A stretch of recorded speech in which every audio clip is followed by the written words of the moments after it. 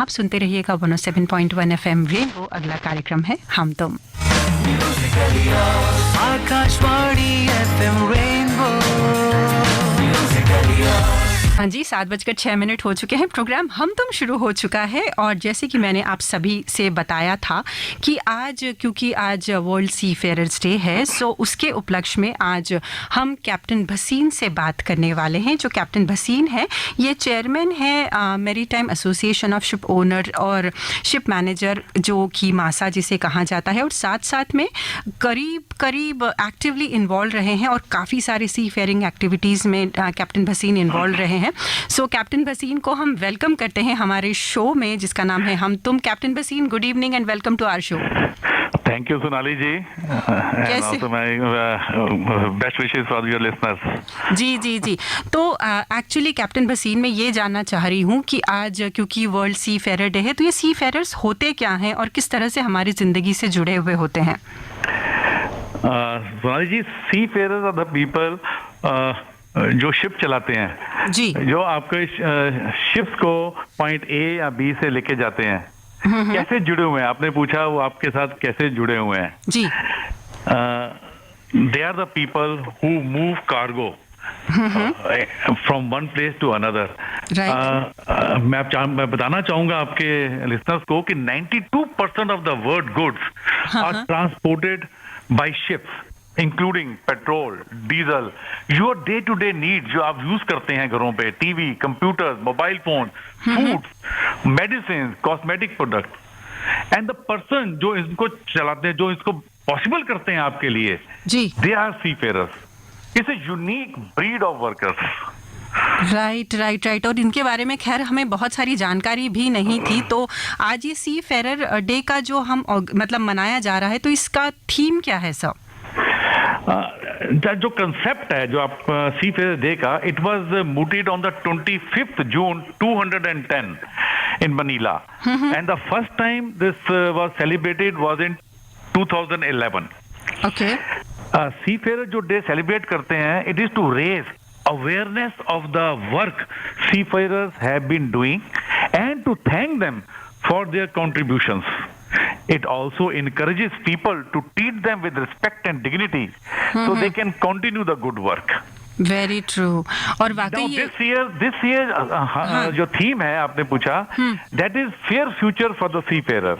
Idea is to highlight the issue, जो relevant issues हैं during the pandemic or after the pandemic, such as fair treatment, fair working conditions, fair training and fair safety etc. Okay. मैं दो चीजें बोलना चाहूंगा। हमारे prime minister Narendra Modi ji ने message दिया था कि sailors are indispensable to the world including India. If we can increase skill development in this area, because we have, हमारे पास 7,500 किलोमीटर कोस्ट लाइन है, then the country can give world the lakhs of seafarers.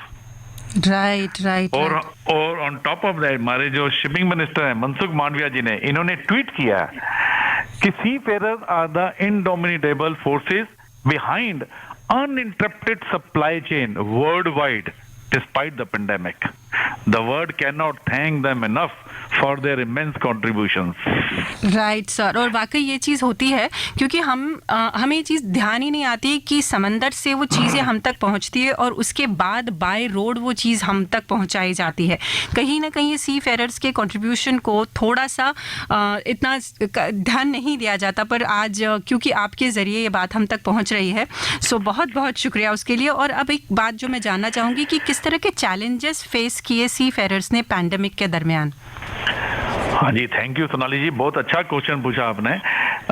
Covid crisis ना, ये तो पूरे world को hit हुआ and things have become stand still. Logistic chain, जो सप्लाई चेन है, they had gone into huge losses. जी, बट जो सी फेयरर्स हैं, on the other hand, see this is the great contribution. The seafarers on the other hand have been on the COVID-19 frontline warriors. They have never stopped a ship. You will not have heard कि ship रुक गया, supply chain रुक गई. They kept the ship moving across globe diligently, professionally, maintaining the flow of vital goods.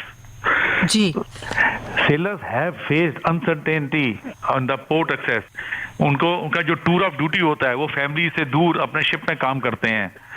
उनका 5 महीना 7 महीना duty होती है. After the completion of duty they have to come back home and they were stuck. There were no planes, there were nothing working. And that was the really big challenge faced by seafarers. Even now in some countries it is going on. Right. और sir अब जब ये ऐसा कहा जा रहा है कि भाई अब ज़्यादा प्रिकॉशन लेने की ज़रूरत है क्योंकि third wave and delta virus ये जो मतलब उसका जो वेरिएंट है, सो अब किस तरह के प्रिकॉशंस और लिए जा रहे हैं? क्योंकि सी फेरर जैसे कि आपने बताया कि हमारी ज़िंदगी से जुड़ी हुई छोटी वस्तुओं को पहुँचाने में उनका हाथ रहा है. सो पैंडेमिक में बहुत चैलेंजेस रहे, तो आगे किस तरह से उनका काम करने का प्लानिंग है या किस तरह से उनके प्रोटेक्शन की तरफ ध्यान दिया जा रहा है? Thank you, Sonali ji. Again, a very excellent point you have raised. पहले तो मैं बताना चाहूंगा कि अभी मासा ने ना with many other association we have taken nationwide covid vaccination drive. अच्छा जी. सबसे बड़ी चीज है वैक्सीनेशन. हाँ. और सी फेरर जो माइनर्स है उसको वैक्सीनेटेड होगा देन ही इसकी जॉब प्रोफेबिलिटी बढ़ जाती है आपकी. तो मासा ने इन्यूकुलेशन इनिशिएटिव लिया which protects and boosts the job prospect of Indian seafarers. Okay. और ये उसकी health protection भी है, and that is the one thing we did. Other thing that we have done is we have done for seafarers as well as their families. Okay. We have opened a telemedical services 24/7 in different languages. कहीं कैसे चेन्नई का लोग हैं, south के हैं, north के, हर एक अपना अपना अलग लैंग्वेज है. 24/7 हमारे डॉक्टर्स हैं. किसी को भी टेली मेडिकल सर्विस चाहिए उन सबको प्रोवाइड की गई है, सबको बताया गया है. तो these are the big initiatives which were taken by NASA. Okay, so one point can I would like to state here. In the past, you know, when the things was totally standstill, sailors were uncertain about their sign off, means they could not come back home. Then their repatriation back home and the people on India to go back on ship was a big hurdle. Then under the leadership of our Union Minister Mansukh Madavia and our DG Shipping, Shri Amitabh Kumar, a big movement was started and we arranged many chartered flights.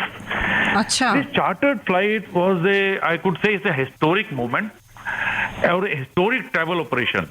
Where we chartered the flight for the seafarers to go from India to abroad to join ships. Same way, the seafarers were brought back home by chartered flights. The world over, people have appreciated Indian administration. And I'm also thankful to all family members of the Indian seafarers. Without their support, it would not have been possible for Indians. Very true, sir. वाकई ये बहुत ही interesting और insightful information है. तो आप हमारे rainbow के listeners को कोई मैसेज देना चाहे अपनी तरफ से तो देन कैसा, मतलब क्या कहना चाहेंगे? मैं ये कहना चाहूंगा कि seafarers spend months at sea separated from their loved one, अपनी फैमिली से दूर, enduring hardship, sickness, so you can have all the necessary requirements that make your life easy and convenient. Right. Please appreciate the work that they do. Be aware of the work and sacrifice and give them the support. Next time अगर आप किसी सी बीच में जाते हैं और कोई ship देखते हैं होराइजन में, think about them as one of your own. That is all we ask. We also want to pass one message. Get vaccinated as soon as possible. Observe all COVID hygiene protocols. Take care of your families. I assure you, Indian seafarers will continue to serve the nation relentlessly. I would like to say Jai Hind and Jai Navik. क्या बात है, जय हिंद जय नाविक. और इसी बात के साथ में मैं कैप्टन भसीन को तहे दिल से शुक्रिया अदा करना चाहूँगी कि उन्होंने इतनी सारी जानकारी हम तक पहुँचाई उन लोगों के बारे में जो पैंडेमिक में फ्रंट लाइन वॉरियर की तरह हम लोगों के लिए काम करते रहे, लेकिन हम लोगों को उनके बारे में कहीं इतनी जानकारी नहीं थी. सो कैप्टन भसीन, हम लोगों के साथ जुड़ने के लिए, FM रेनबो के साथ बात करने के लिए बहुत बहुत बहुत शुक्रिया. और यस, जय नाविक जय हिंद.